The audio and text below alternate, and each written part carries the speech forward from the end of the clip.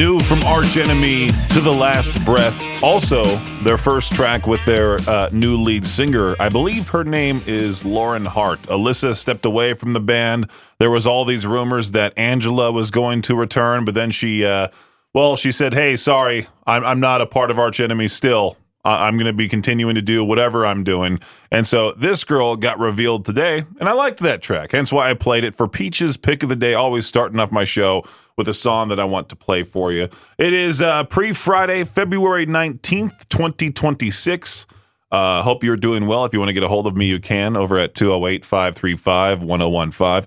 You ever realize how fast something goes from this means you made it in life to why do I still own this?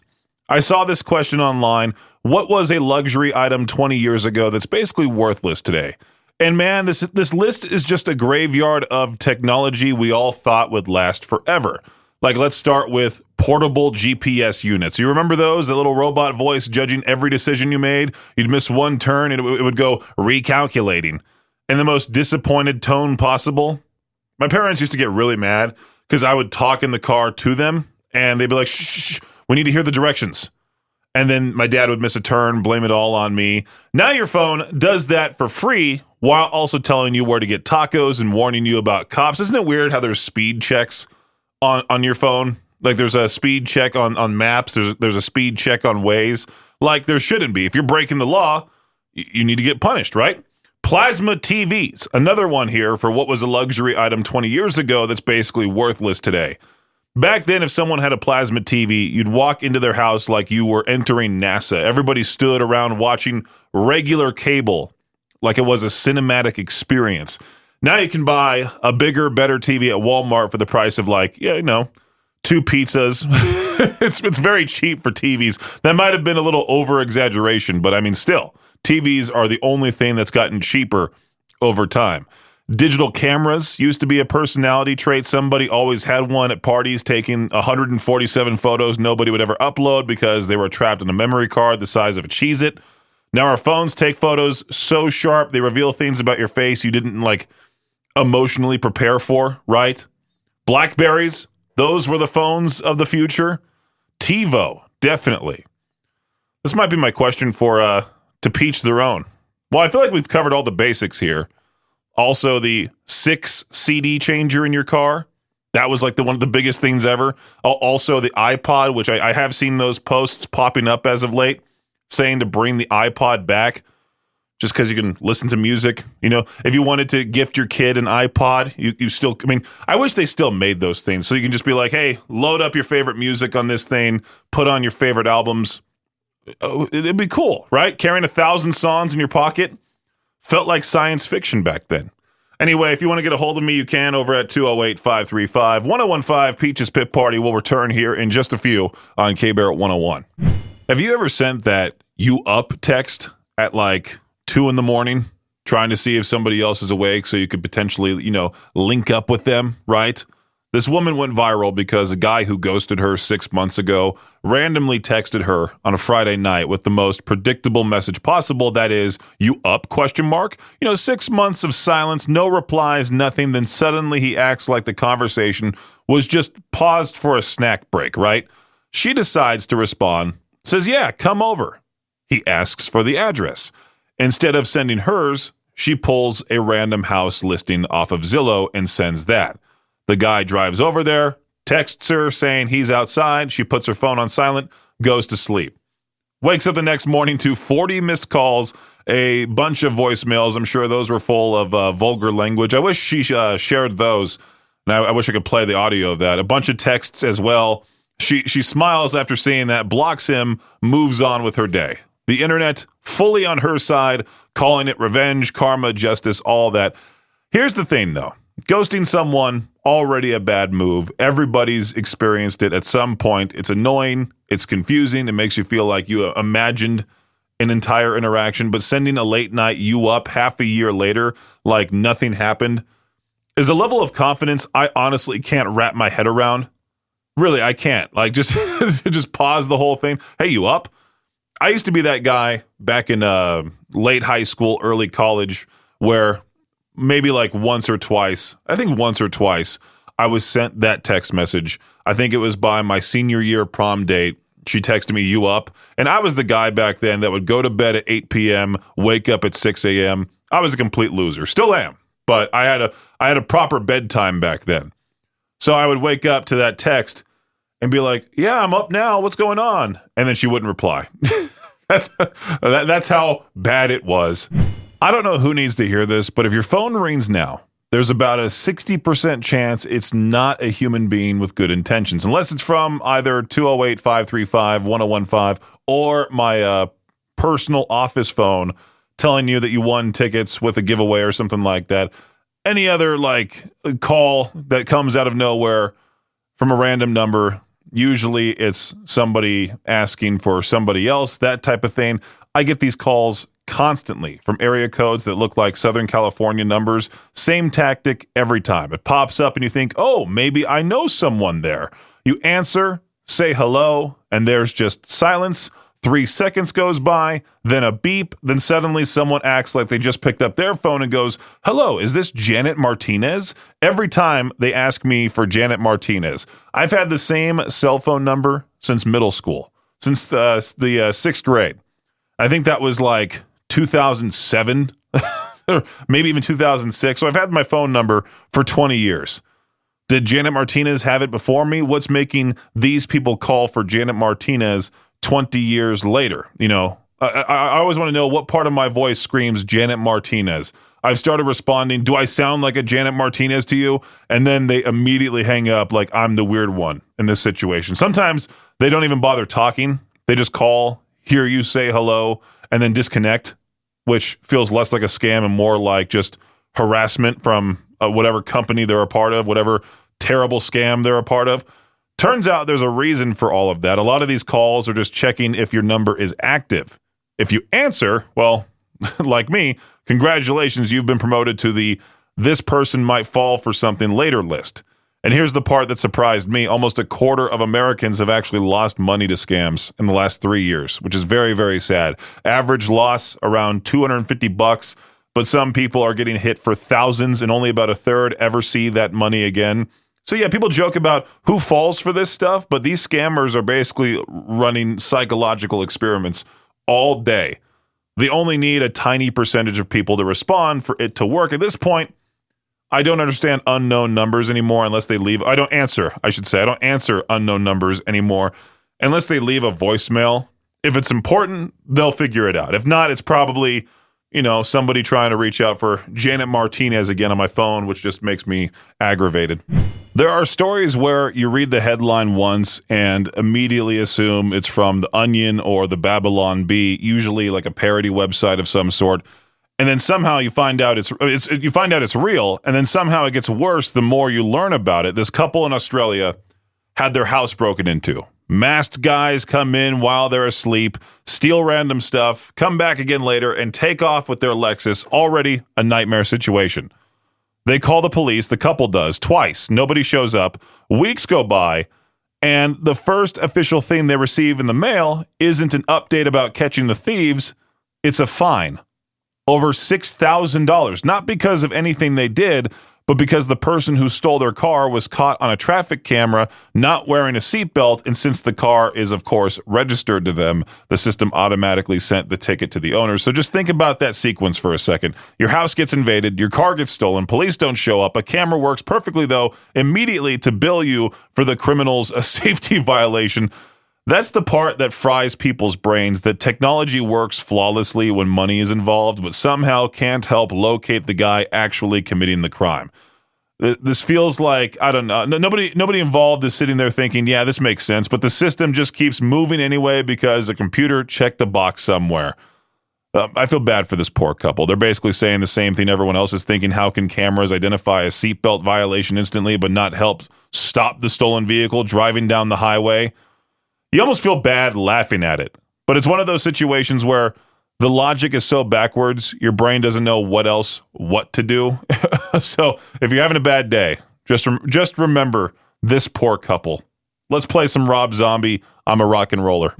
I did mention this previously. Why not bring it up again? You got to give the Texas Rangers the award for the best giveaway for the upcoming season. It's a replica of a Nolan Ryan jersey covered in his blood. Not his actual blood, but just, like it looks like what it looked like back when he played that game back in 1990 when Ryan got hit in the lip by a Bo Jackson ground ball and he bled all over his jersey. Ryan ended up pitching 7 innings before he got 6 stitches to seal up the cut. The quote-unquote blood-stained Ryan jersey will be handed out May 29th. Rangers Director of Promotions and Ballpark Entertainment Zach Geist said he's never spent so much time on a giveaway item. Designating blood is not in my repertoire of things that I have done in the past, is what he said. So trying to find the right blood color and the right printing options to make it look authentic was very tough. I got to give him a shout out. I mean, for coming up with something very, very cool. That'd be awesome to hang up. The best NBA players think that Nikola Jokic of the Denver Nuggets is the best player in the game.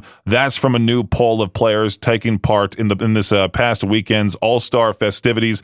Those players also believe that dealing with player injuries and participation in the games is the biggest issue facing the league, and that former player Jeff Teague has the best NBA-focused podcast, and almost all the players polled like the new All-Star game format of 2 U.S. teams and 1 international squad in a round-robin tournament.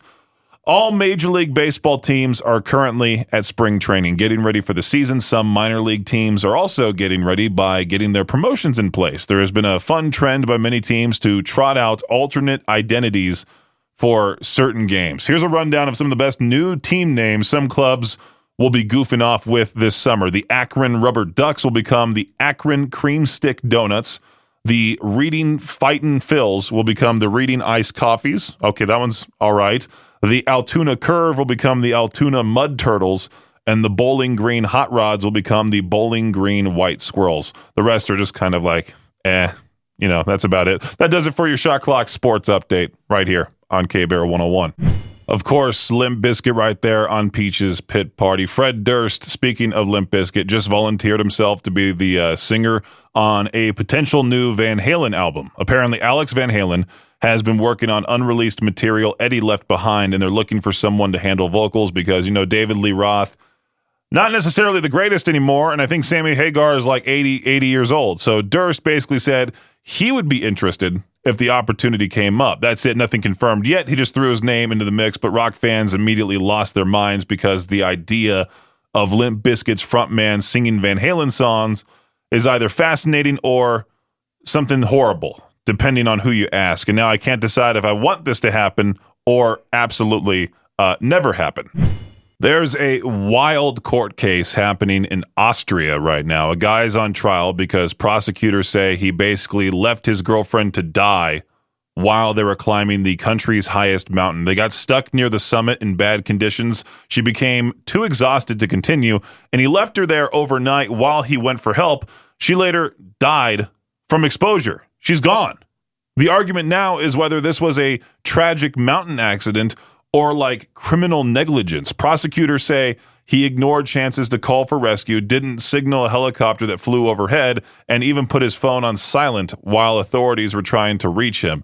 His lawyer says he did what he could and was trying to survive and get help himself. I doubt it. When you put your phone on silent, that's a pretty big red flag, don't you think? So the whole trial basically comes down to one uncomfortable question. At what point does a bad decision in a dangerous situation become a crime? Because climbing a mountain already comes with risk. Like, it's one of the dumbest things you can do, in my opinion. If you want to do it, go for it. But I truly see no interest whatsoever. I truly have no interest whatsoever in climbing Mount Everest, out of all places, or even climbing like a tiny mountain. People always ask that question, beach or mountains? Even though I hate the ocean, I'll choose beach every time. But people on this case are debating whether the more experienced person becomes legally responsible if things go wrong. Yikes. I don't know how I feel about this. I mean, I feel like, again, with the whole putting your phone on silent thing, pretty big red flag. I think he just wanted to move on to another girl, check his messages. I'm sure there's a backup in there, a side piece, if you will. William Shatner, yes, Captain Kirk himself, he is making a heavy metal album. He's teamed up with a stacked lineup that includes Zakk Wylde, Henry Rollins, a bunch of other metal names, and the record is supposed to mix classic metal covers with new original tracks. The whole thing apparently started after he did a spoken word guest spot on a metal project, decided to go all in. You know, he's 94 years old, by the way, so somewhere this year, we might legitimately get a brand new metal album featuring Captain Kirk, backed by some of the most legendary metal and rock musicians ever, which is either the strangest idea ever or exactly the kind of chaos rock music was built for. You know, I feel like we would have to play a track or two off of this album once it finally comes out. I remember when people freaked out about Christopher Lee. Was it him? When he dropped a metal Christmas album or something like that. Was that the case? I think so. There's a metal album of some sort. Another one. I feel like William Shatner just saw that and said, you know what? I'm 94. Why not? I mean, 94 years old. That's insane. That's crazy. Good for him. Here's a Volbeat, Demonic Depression on Peach's Pit Party. Peach's Pit Party right here on K-Bear 101. This investment firm is trying to convince people that a toilet company is secretly an AI stock. And yeah, it sounds ridiculous at first. They're talking about Toto, the company famous for those high-end bidet toilets. They're kind of like the Lamborghini of toilets. But the reason investors are suddenly paying attention is because Toto also makes ultra-precise ceramic components used in semiconductor manufacturing equipment, the machines that help produce memory chips used for AI systems. So the argument is basically everyone thinks they sell bathrooms, but a big part of their profit actually comes from supplying parts tied to the AI chip boom, which means somewhere out there the future of artificial intelligence might partially depend on the same company that makes luxury toilets.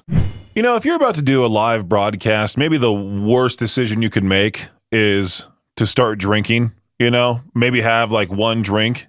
Still, that's a bad idea. You want yourself entirely focused. You want to be entirely ready to go, right? This Australian TV sports reporter had to apologize after going viral during a live Winter Olympics report because she was noticeably slurring her words on air. She later admitted, yeah, I had a drink beforehand on an empty stomach while dealing with cold weather and high altitude, and said she completely misjudged the situation. The clip blew up online. Her co-hosts and even Australia's prime minister backed her up, basically saying mistakes happen and moving on, which I think is pretty cool, right? So yeah, live TV at the Olympics apparently comes with pressure, jet lag, and maybe skipping dinner is a bad strategy. The internet is arguing right now because an etiquette expert showed what he says is the proper way to shower, and people are absolutely not having it. I'm kind of over the whole thing of people trying to tell you the proper way to do things, and then there are so many others to say, hey, that's wrong, you should do it my way. This etiquette coach basically said you should fully wash yourself in a specific order, starting with your face, working downward, because otherwise you're just spreading dirt and soap residue around your body. And the reaction online has been immediate chaos. People feel personally attacked by the idea that they've apparently been showering raw their entire lives. Some people are defending the routine like it's a family tradition type of thing. Others are saying there is no universe where showering needs rules or etiquette involved at all, which honestly might be the funniest part. We've reached a point where even showers have experts telling us there's a correct technique, like I just mentioned. At the end of the day, if you're clean and nobody around you is complaining, you're probably doing just fine. But somewhere online right now, strangers are passionately debating soap strategy, all right? There's somebody who's kind of mad that somebody was trying to tell them how to shower, so they're angrily going, no, I'm going to conditioner first. I'll show them. Luckily, since I'm bald, I don't need shampoo and conditioner. It's rather nice to save money that way. Subtle flex right there, I know. Today is what the headline proves. Sometimes people make the police work incredibly easy. A 25-year-old dude in Montana got arrested after deputies say he drove drunk to the courthouse and the sheriff's office to pay off an open container ticket. So he shows up, waits for help, and the sheriff notices he looks impaired. They ask if he drove there, and apparently he says yes, like that wasn't going to be the next question. Deputies say he had admitted to having a couple drinks and smoking earlier, failed a breath test at about 3 times the legal limit, and just to really complete the story, they found another open container sitting in his car. So he arrived to take care of one charge, left with an aggravated DUI and another open container violation. The sheriff's office even posted afterward, basically saying, as a reminder, if you show up here intoxicated, wanted, or driving illegally, you will in fact be arrested. Again, it's always bad when the police department makes a social media post making fun of for how stupid you are. I genuinely don't understand how this keeps happening. This Amazon driver, he followed GPS directions, literally drove a van straight onto a mud flat that filled with water, got the vehicle stuck. This wasn't even a road. It's a 6-mile walking path out into an estuary that locals literally call one of the most dangerous footpaths in Britain. And I know people blame GPS every time, but at some point, your eyes have to get involved in the decision-making process. Like if your phone says keep going and what you see is open water, maybe we pause. Maybe we reassess. Maybe we don't trust the rectangle in our hand more than reality. The driver was okay. Coast Guard helped out. Amazon had to get a farmer to pull the van back out, which means somewhere there's a delivery marked running late because someone trusted technology a little too much. I use GPS everywhere too. But if it suddenly tells me to drive into the Snake River, that's where I decide I'm allowed to disagree. Thanks for listening to Peach's Pit Party, the podcast. If you enjoyed the show, please share, subscribe, and rate the podcast. Peach's Pit Party is hosted by me, Peaches, aka Brenden Peach, and is a production of Riverbend Media Group. For more information or to contact the show, visit riverbendmediagroup.com. Until next time, Peach out.